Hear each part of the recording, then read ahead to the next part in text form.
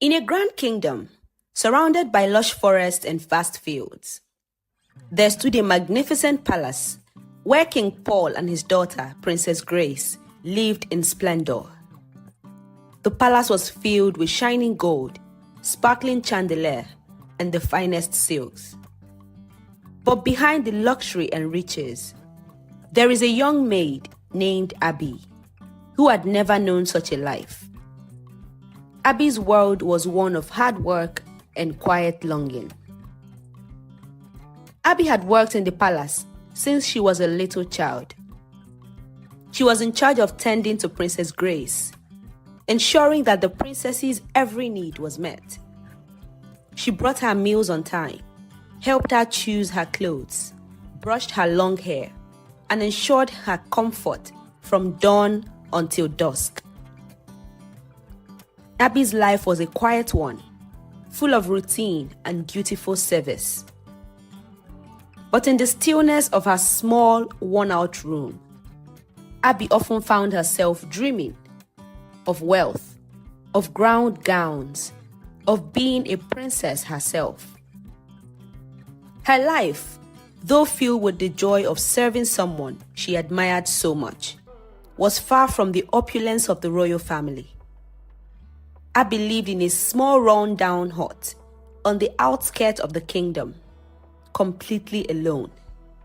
She had no family, no friends, just the endless work of serving the princess, a job she took great pride in, but one that reminded her daily of her own humble background.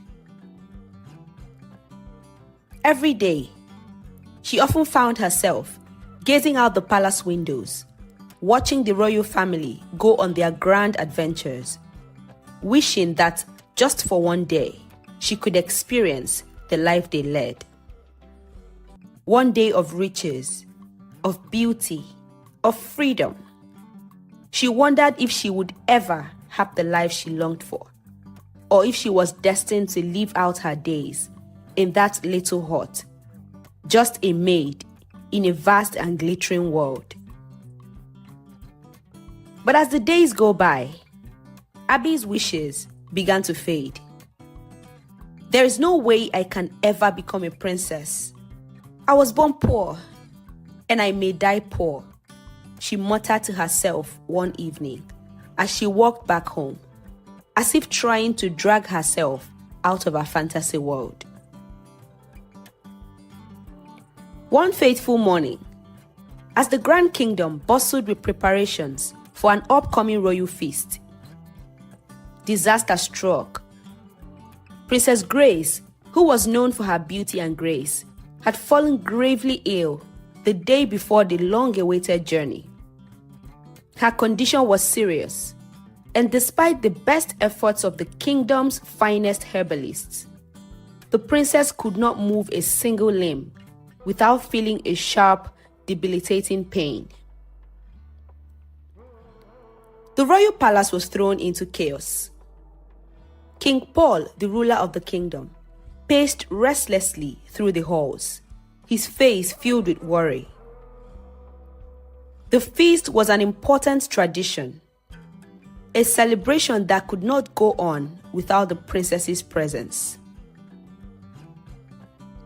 As the hours ticked by and no remedy seemed to help, King Paul grew frantic. His kingdom's reputation depended on Princess Grace's attendance. "Somebody help me!" King Paul screamed in desperation. Abby, who had been standing near the window, watching the flurry of activity below, turned at the sound of the king's voice. Her heart sank as she saw the worry in his eyes. And then, without warning, the king turned and pointed at her. "Abby," King Paul said with a firm voice, "you are to dress as my daughter and accompany me to the feast." The room fell silent. Every servant in the room gasped in shock. The king had never spoken to Abby in such a way before. She, a simple maid, was to take the princess's place? The king continued, "You know the princess better than anyone. You have attended to her every need for years. You understand the way she moves, the way she speaks, the way she carries herself. You are the only one who can do this for the kingdom." Abby felt a wave of shock wash over her. She was stunned, unable to fully comprehend what was happening. This was the opportunity she had always wished for, though never in her wildest dreams had she imagined it would come this way. To be a princess, even for a day, it seemed impossible. Yet, she was here, being asked to step into Princess Grace's shoes, to become a princess for a royal feast. King Paul did not give her time to refuse. He immediately summoned the palace seamstress, who rushed forward with fabrics, needles and scissors. In a flurry of movement, they worked to transform Abby into a vision of royalty. Her simple maid's dress was replaced with a beautiful gown made of silk and jewels, shimmering in the light. The seamstress styled her hair into an elegant updo, crowned with a delicate tiara. When Abby looked at herself in the mirror, she barely recognized the girl staring back at her. She was no longer a maid. She was a princess. Abby stammered, overwhelmed by the transformation. "You look perfect," King Paul said with a proud smile. "Now we must leave.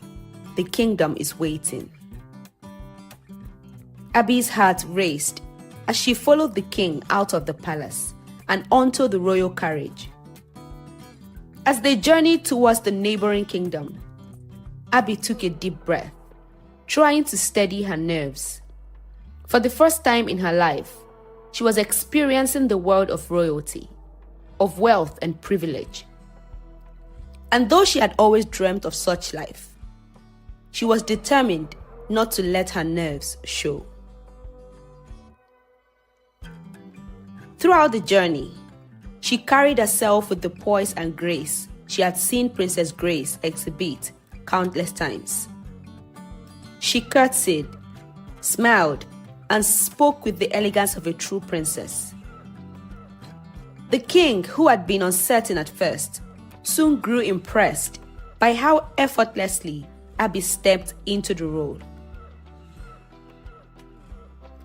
When they arrived at the feast, no one noticed that it was not the real Princess Grace standing beside King Paul. Abby had learned over the years how to imitate Grace's mannerisms so well that even the most trained eyes could not tell the difference. She fit in perfectly, gliding through the evening with the elegance of someone born into royalty. The nobles and dignitaries were none the wiser. They marveled at her beauty, her grace, and her charm. The feast was grand, with tables overflowing with food, music, and laughter. Abby enjoyed every moment, feeling like a princess for the first time in her life. She ate with finesse, held her head high, and never faltered in her duties. She couldn't believe how happy she was, how free she felt. The life she had always longed for, even for a day, was hers. When the feast came to an end and they returned to the kingdom, King Paul called Abby into the palace's living room. There, he told her what he had been thinking all night. "Abby," the king said, his voice filled with respect, "you have proven that you are more than just a maid. You have the heart and grace of a noble woman. I would like to offer you a new position in my court. You will become the secretary of the kingdom. You will oversee all the kingdom's affairs, from the smallest to the grandest. You will be the princess's royal advisor. Abi stood there, stunned. She had never imagined that this simple act of stepping into the princess's role would change her life so completely. Not only had she experienced the life of royalty, but now she was being given a position of immense power and respect.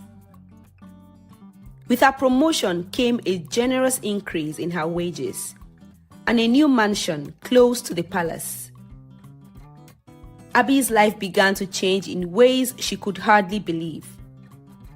She moved from her small hut to a beautiful new home in the heart of the kingdom.